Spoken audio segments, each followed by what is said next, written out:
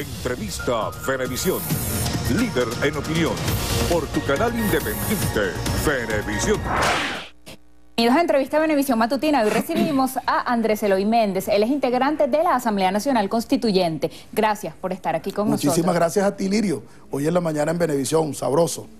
Vamos a comenzar por el caso del primer vicepresidente de la Asamblea Nacional, Freddy Guevara, aun cuando el Parlamento declaró nulo el acto en el que la Constituyente allana su inmunidad parlamentaria y además autoriza al TSJ para que abra un juicio penal en su contra. ¿Esto va a seguir su curso y aun cuando él está en calidad de huésped de la Embajada de Chile? Es muy importante la pregunta, sobre todo para el país, ¿no? Todo acto que realiza la Asamblea Nacional hasta que no recomponga su vida jurídica siguen siendo actos en desacato, tal cual como lo ha previsto la Sala Constitucional del Tribunal Supremo de Justicia. De manera que ese acto, como todos los actos que realiza la Asamblea Nacional, son nulos de toda nulidad. Ahora bien, en cuanto a colocar al señor Guevara en la misma condición jurídica de cualquier ciudadano, autorizando para que continúe el enjuiciamiento en el TSJ, nosotros no estamos haciendo nada distinto a lo que establece el artículo 200 constitucional.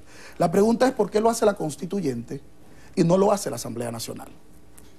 Lo primero que tenemos que decir es que hay un decreto constituyente de cohabitación entre el poder constituyente y los poderes constituidos. Hemos dicho que el poder constituyente es un régimen exorbitante, extraordinario, supra poderes constituidos, y el 349 constitucional establece que ningún poder constituido puede contradecir un acto constituyente y se subordina a ello.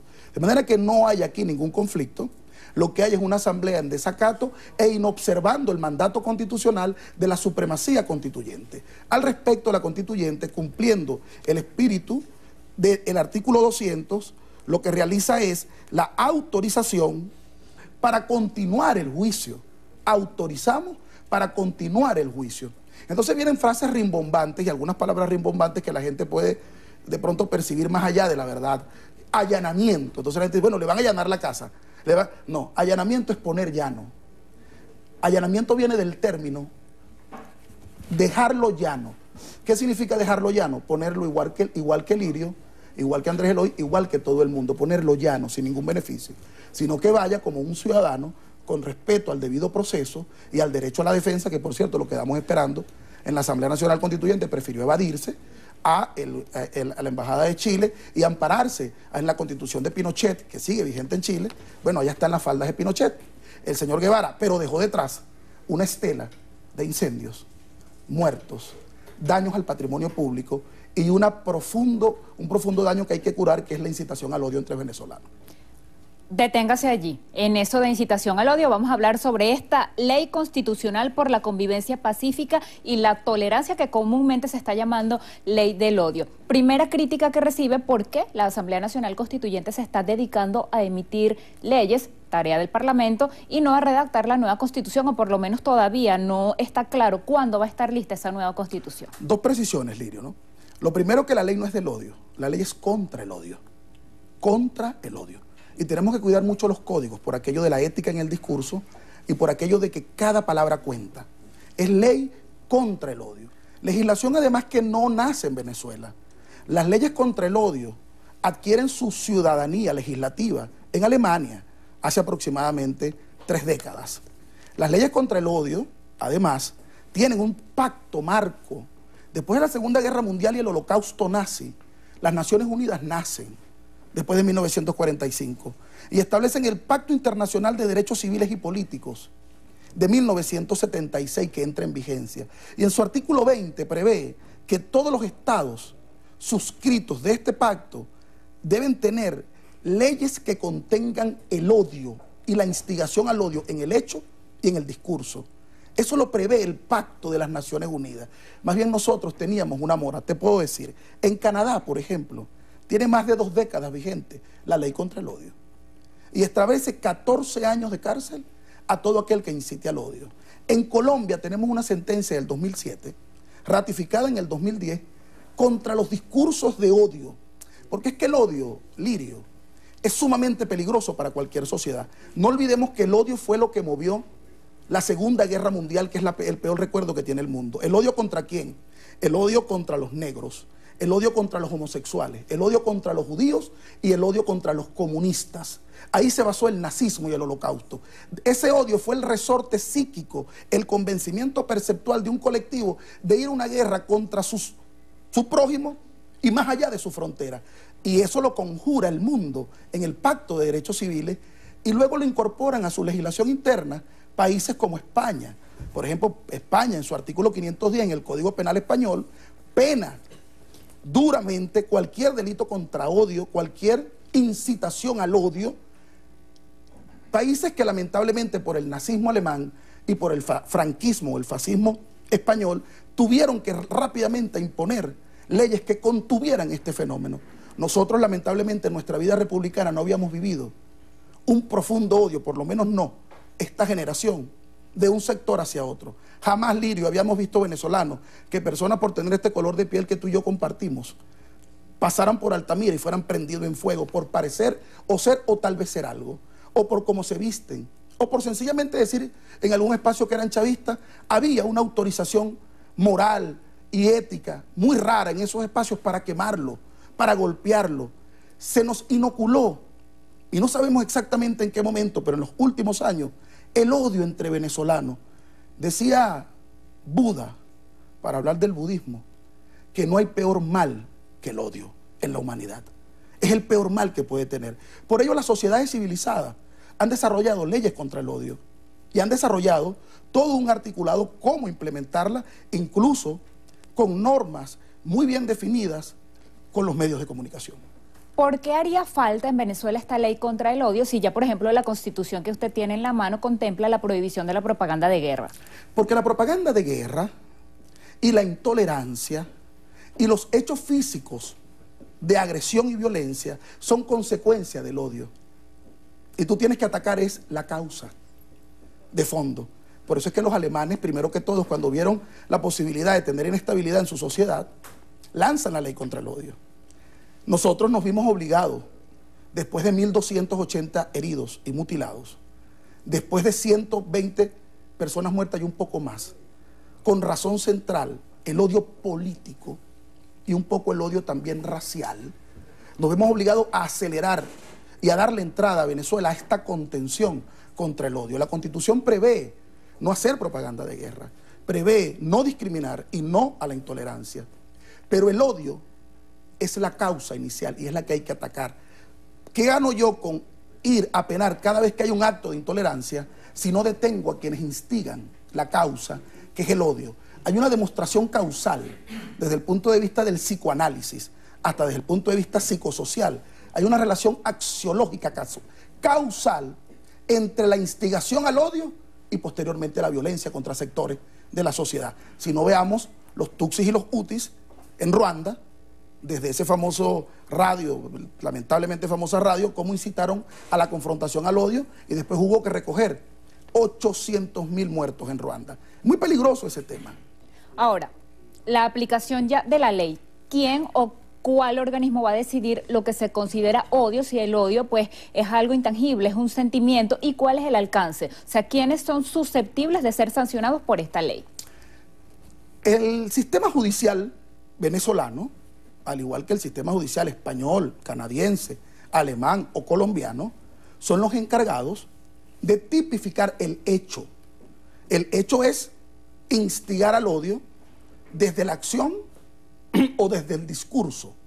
No es difícil, además que todo esto es público, es un delito público, también pudiera ser individual. Si a una persona se le arremete individualmente, privadamente, también esa persona puede querellarse como un derecho individual. Pero por lo general estos son delitos colectivos que van contra grupos étnicos, políticos, religiosos o de otra naturaleza. No es difícil saber cuáles son los lenguajes de odio. Te voy a poner un ejemplo adicional. El Estado alemán hace 2 años fue contra la plataforma Facebook por incorporar el odio y el discurso del odio en Alemania, directamente contra el señor Mark Zuckerberg.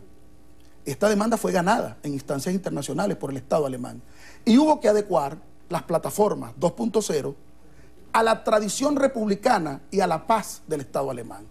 Pero aún más, el señor Zuckerberg, que es el dueño de la plataforma más usada en el mundo, que es Facebook, al igual que el señor Tim Cook, que es el dueño y representante de Apple, estuvieron la semana antepasada reunidos en China con el presidente Xi Jinping, después de terminar el Congreso del Partido Comunista Chino, analizando cómo esas plataformas se adaptan a la legislación y a las tradiciones republicanas para poder entrar. Ese es el deber ser. Y en el caso de Venezuela, ¿cómo se va a aplicar la ley? ¿Qué es lo que despierta curiosidad o hasta preocupación en la gente? Aquí iríamos un poquito al revés, porque ya todos están aquí, todos hemos sido víctimas en Venezuela de inoculación del odio sin darnos cuenta. Y sobre todo basado en las noticias falsas, en la manipulación.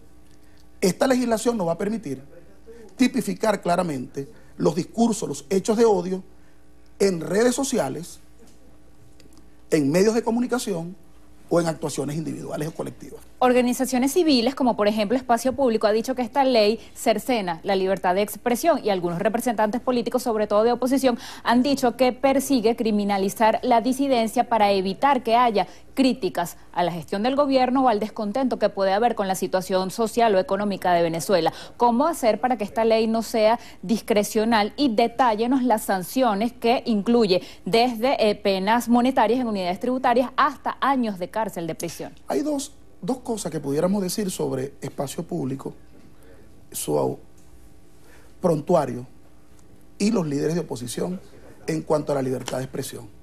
Primero, que han prostituido el uso de la libertad de expresión, incluso para dar un golpe como en el año 2002, para incitar al desorden interno del país como en el año 2003, o para matar venezolanos como en el año 2014 o 2017. Y además, cuando se propuso la ley de responsabilidad social, te dijeron a ti, Lirio, y a todos acá, que no iban a poder hablar más porque iban a tener una mordaza. Y resulta que eso no sucedió. Yo preguntaría más bien, ¿qué hace falta por decir en este país que no se haya dicho? Sobre el gobierno, el presidente Chávez, el presidente Maduro, cualquiera de nosotros. ¿Qué es lo que se ha dejado de decir? Pero debe hacerse con responsabilidad ulterior. Y el odio es muy peligroso, muy peligroso. La ley establece sus mecanismos, que no son discrecionales.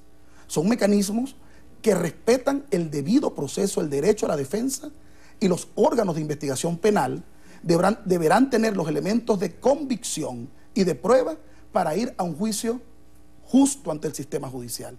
Lo que nosotros no podemos permitir ni caer en el chantaje de que cada vez que nosotros tomemos como Estado, como gobierno y como constituyente, que está plenamente habilitada para hacer leyes constituyentes, actos constituyentes y reforma o refundación de una constitución. Pareciera que estos señores de oposición que plantean que la Asamblea Nacional Constituyente no puede legislar, no han leído la doctrina constituyente mundial, ni han seguido el ejemplo de 300 constituyentes en América Latina, en las cuales el 70% han legislado en materias puntuales. Pero sin embargo, eso tiene que ver con parte de la retórica política y una grandilocuencia a veces, sin ningún tipo de acervo jurídico, doctrinal o académico. Está totalmente habilitada la constituyente venezolana, como cualquier otra constituyente en el mundo, a legislar y a emitir decretos y actos constituyentes. Revocar la concesión a un medio de comunicación, sea radio o sea televisión, como consecuencia de una vulneración a esta ley contra el odio, ¿sería, digamos, una acción inmediata o habría llamados de atención previos? Llevarían el procedimiento administrativo que realiza en este caso, y así lo refiere la ley, el ente regulador, que es CONATEL. CONATEL tendría que llevar, en el caso de ser una concesión, por existir un régimen especial para ese procedimiento, que es el régimen especial administrativo que lleva CONATEL. CONATEL tendría que sustanciar todos los elementos tipificados en la ley contra el odio que haya incurrido un medio de comunicación para posteriormente llevarlo a los órganos jurisdiccionales. Y la decisión de revocatoria o no continuidad de una concesión la tomará el órgano respectivo, en este caso CONATEL. Yo estoy seguro, Lirio, que Venevisión no se va a prestar para mensajes contra el odio. Perdón, para mensajes de odio. Igual, puedo decir que estoy seguro que esta planta, porque conozco a quienes la dirigen y a sus periodistas, va a contribuir a este aporte republicano de conjurar cualquier odio entre hermanos venezolanos y a difundir esta hermosa ley. Y en el caso de los partidos políticos cuyos líderes inciten al odio. El CNE se convierte en su instancia administrativa, que tendría el CNE, y obliga la ley a que el CNE verifique el comportamiento de los partidos políticos, sus estatutos y el ejercicio de quienes los dirigen. Porque un partido político en cualquier sociedad democrática y civilizada es una forma de lucha para acceder al poder de manera democrática, respetando los principios republicanos y los valores de una sociedad. El odio, la instigación a odiar al otro, no es un principio republicano y no es un valor de una sociedad civilizada. Sin embargo, en Venezuela en los últimos años, poco a poco nos han enseñado a odiar. Yo te puedo decir, Lirio, con todo sentido de la responsabilidad, no verás tú nunca a un chavista quemando a otro venezolano porque no piensa como él. Porque el Partido Socialista y los miembros del Polo Patriótico no permitimos ni estatutariamente, pero mucho menos en el discurso de sus dirigentes, la instigación al odio al otro por cómo piensa, como para que lo quemen, apuñalen, asesinen o quemen y después apuñalen. Eso jamás va a suceder, jamás va a suceder. Es conveniente la aplicación y la contribución de todos los sectores de la sociedad venezolana para aplicar esta ley, que es una contención contra esa enfermedad del alma, que es el odio. Nos queda poco tiempo, pero para ilustrar, por ejemplo, ¿qué noticias pudieran ser consideradas como que instigan el odio?